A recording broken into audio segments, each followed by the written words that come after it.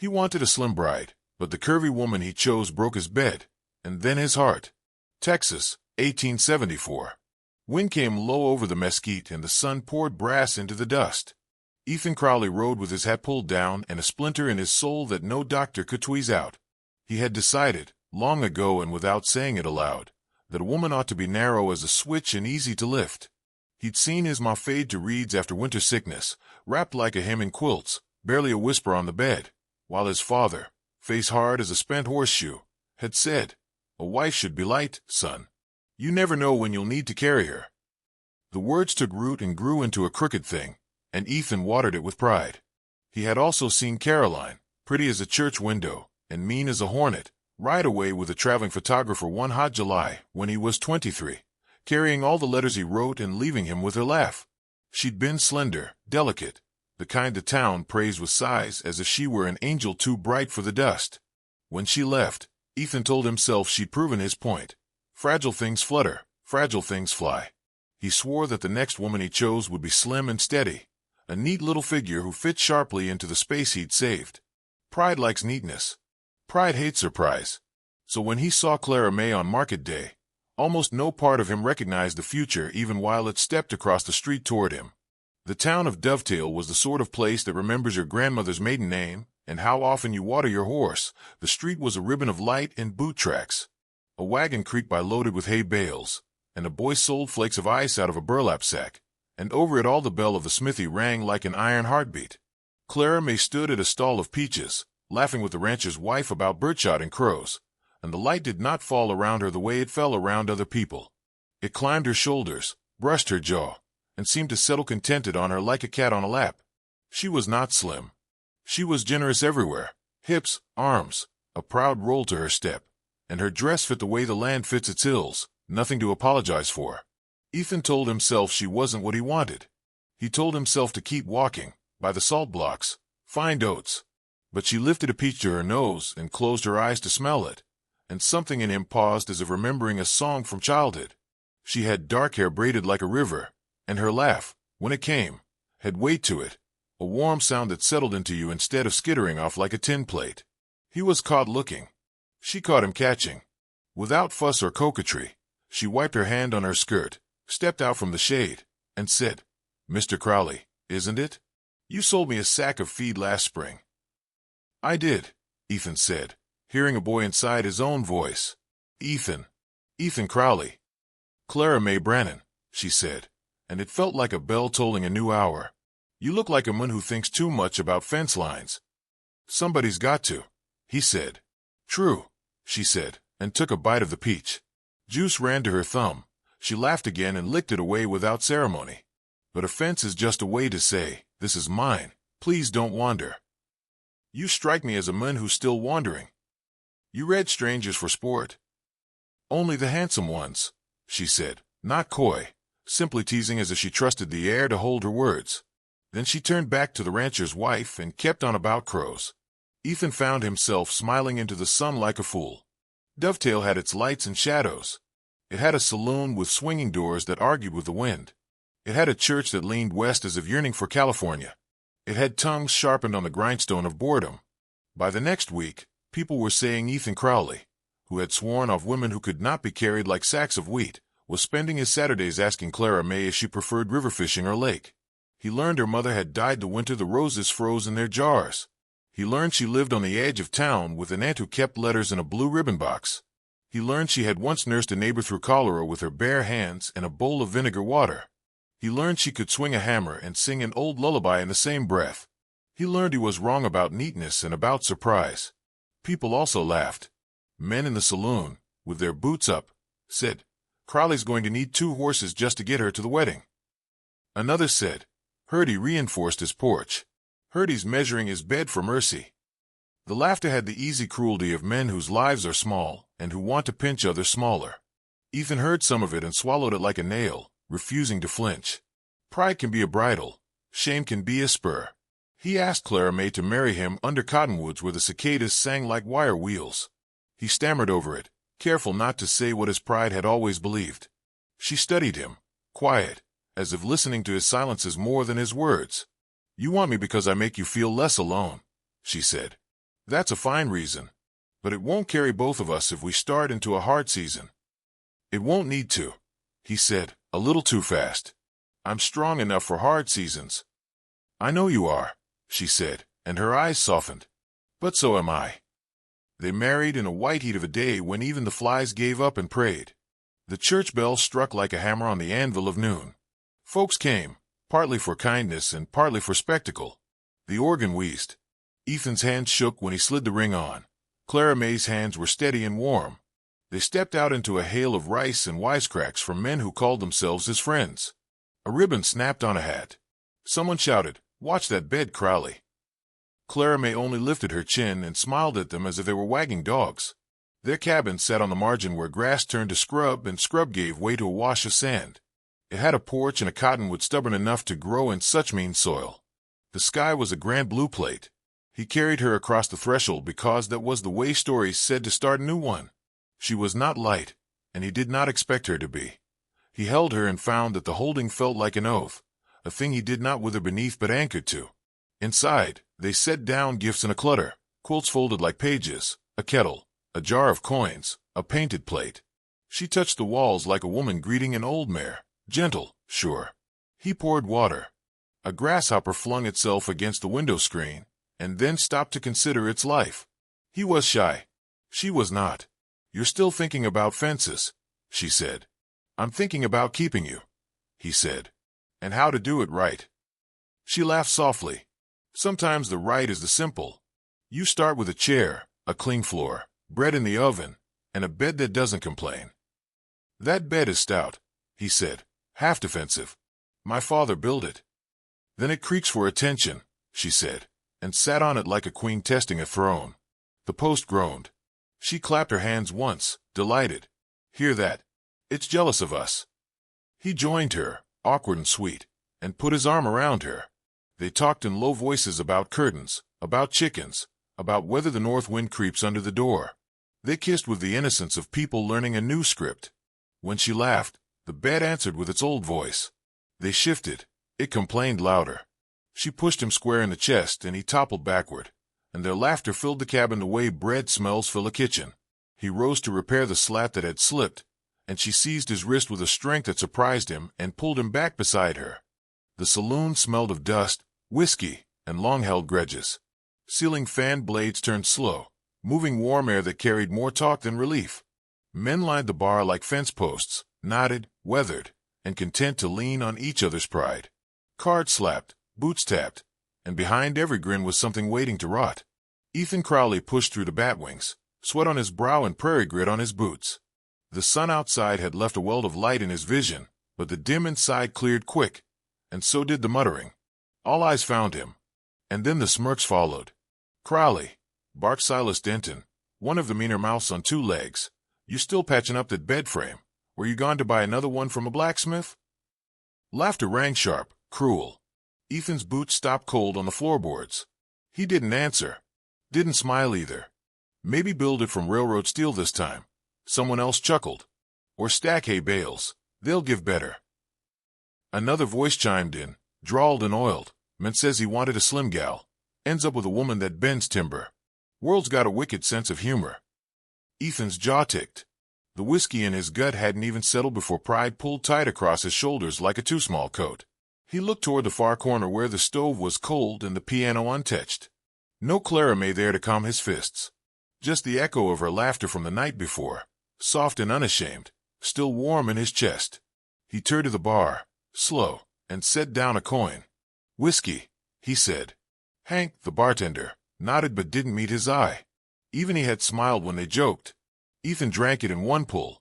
The burn was easier than silence. A minute passed. Then two.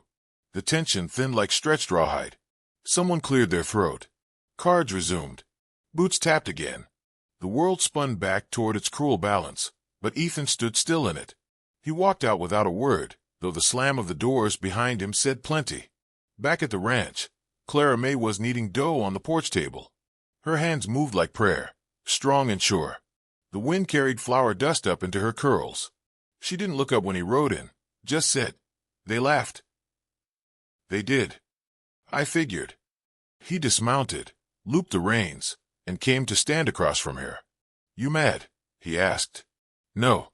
"You hurt?" "No." She wiped her hands and looked at him square.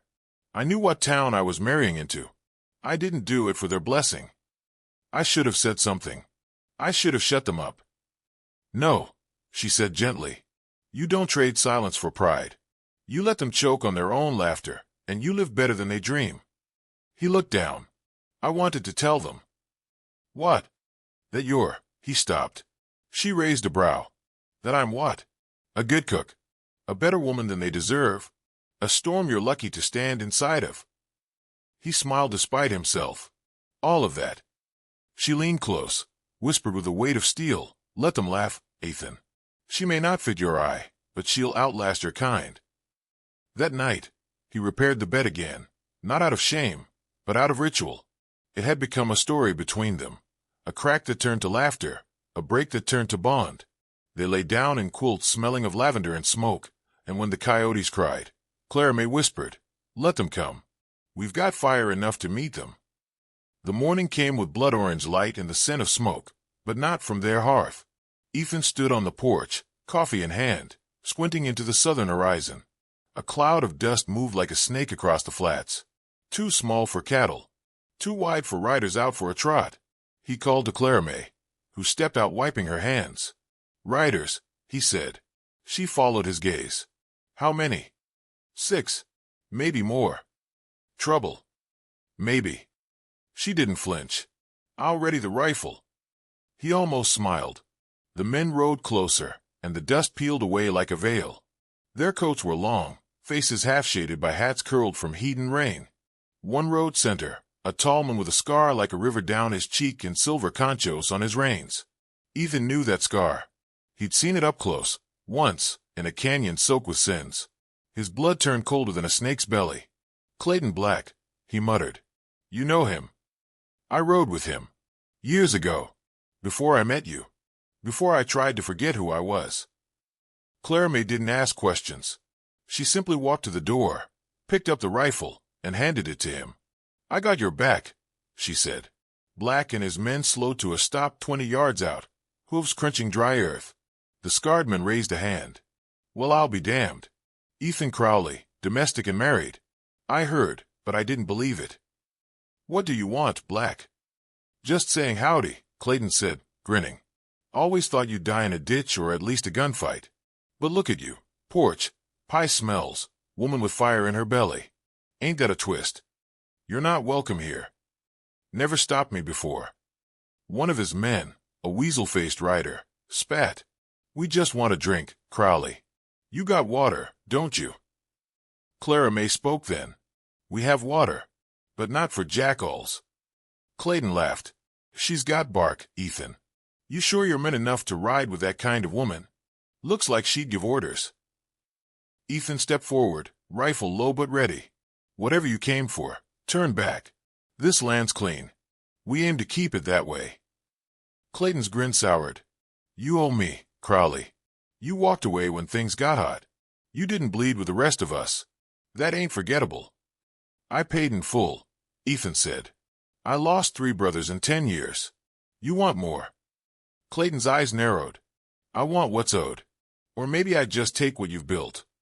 He nodded to his men. "Burn a barn or 2. Maybe he'll remember how loyalty works." Ethan raised the rifle. Clara May stepped beside him with a shotgun of her own. "You'll set nothing on fire today," she said. Her voice did not shake. Clayton stared at her. "That your wife, Crowley?" "It is. She's got more fire than you ever did." "Then maybe you should ride before it scorches you." The tension snapped like a dry twig. Guns cocked. Wind stilled. And for a long breath, death hung in the balance. Then Clayton laughed again, sharper this time, and tugged his reins. "Not today," he said. "But soon." They turned. Horses kicked dust. The gang rode off, spitting promises behind them like coals from a blaze not yet lit. When they were gone, Ethan exhaled. His hand still trembled. Clara May didn't. She stood calm, one hand resting on the shotgun. "You didn't tell me you used to ride with men like that," she said softly. "I buried that part of me," he said. "I thought it was dead." "It ain't," she said. But it don't belong here. You do. He looked at her, amazed. You weren't scared. I was, she admitted. But fear don't decide what's right. It just makes it harder. He reached for her hand. She let him take it. We've got a target on us now, he said. Then aim straight when they come, she said. That night, the sun bled out behind the hills, and a dry wind swept through the cottonwood. They packed what could be moved, bolted what could be nailed. Ethan oiled the rifles.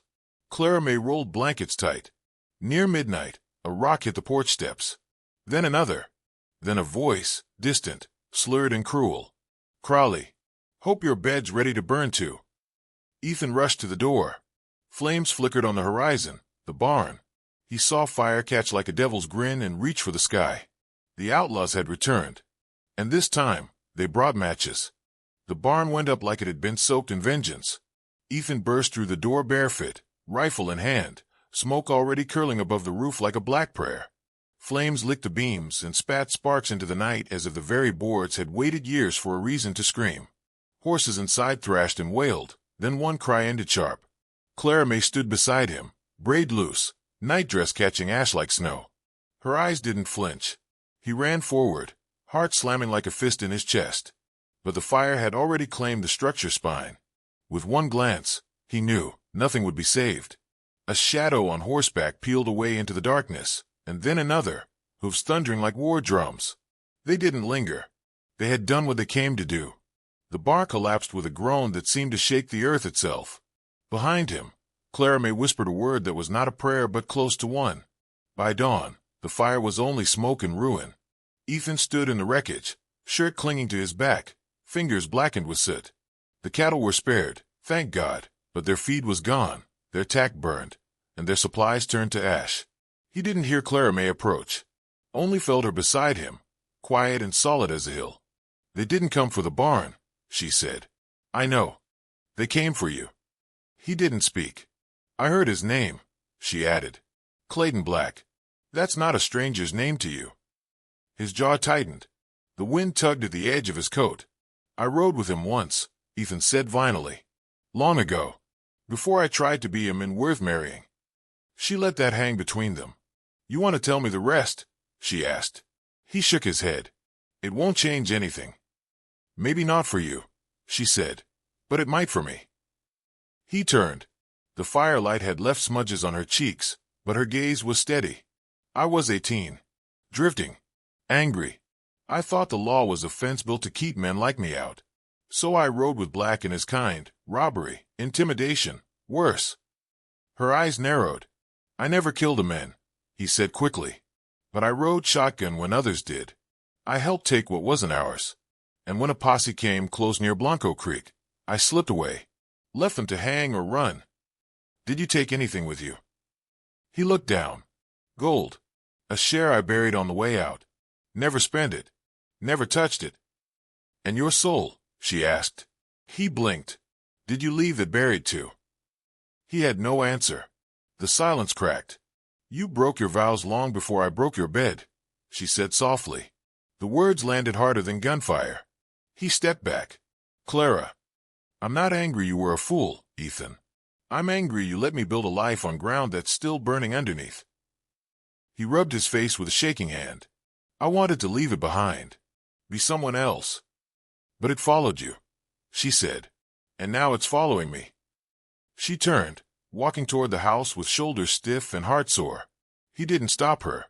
He just watched her go, every step cutting through the ash between them. News of the fire spread by midday. By supper time, half the town had wandered by to watch the smoke curl into the sky. Some offered help. Most didn't. A few, like Silas Denton, made sure their sympathy came with a smirk. Crowley, he drawled, leaning on his saddle horn, might be your missus ought to handle your business. She's got more backbone than you do. Ethan didn't reply. He was too busy hammering new boards over the shed wall, trying to keep his hands moving before shame swallowed him whole. But Clara May, she didn't hide. She came out dressed in a faded blue skirt and boots, her hair tied back like a woman ready for war. In her arms, a rifle he hadn't seen since the war ended. His grandfather's, passed down, polished but untouched for years. The metal gleamed like silver lightning. She walked straight into the general store. into the murmurs and half-laughed insults, and laid the rifle on the counter. "I want ammunition," she said to the clerk, who blinked at her as if a ghost had spoken. "Ma'am." "Shells. Half-dozen boxes. I'm done waiting for fire to find my roof." The town fell quiet. Someone near the stove muttered, "Lord Almighty." Ethan heard about it an hour later. Hank the bartender came to the ranch himself. "Crawley," he said, hat in hand. "Your wife. She walked into town like a thundercloud and left with more firepower than half the marshal's office." "She got tired of waiting," Ethan said. "Tired of me, too." "I reckon," Hank said. "A woman like that don't wait forever." Ethan nodded slowly. That night, she didn't sit beside him for supper. She stood by the door, cleaning the rifle with care and silence. He watched her, heart aching like a bone set wrong. "I didn't mean to drag you into hell," he said. "I know," she replied without looking up. "But now that we're here, we either fight or burn." He stepped closer. "I'd rather burn with you than live clean without." She looked at him then, tired and fierce. "Then stop hiding behind your past like it's still got a claim on you." The wind rose. Something shifted outside. Too soft for a horse, too heavy for a raccoon. She froze. So did he. A shadow crept by the window. Then another. Ethan reached for his pistol. But they were too fast. Glass shattered. The door burst inward. 3 men. Black scarves. Guns out. Boots thundering. One grabbed Ethan and drove a fist into his stomach, folding him like bad paper. Another aimed straight at Clara May. "Move and she's dead." She did not move. "Get the rope," one muttered. Ethan tried to rise, was kicked down. Clara May's hand twitched toward the rifle. Another boot struck her side. She gasped, dropped to a knee. "Don't damage her," said the tallest. "Clayton wants her whole." They bound her wrists. She stared at Ethan as they dragged her out. He clawed for the table, weak, windless. "Clara." Her voice came back, fierce as thunder. "Don't you let them bury me in your silence." Then she was gone into the dark. And Ethan, bleeding and breathless, was left in the ruin of their home, haunted again, but this time, not by his past, by what he'd failed to protect.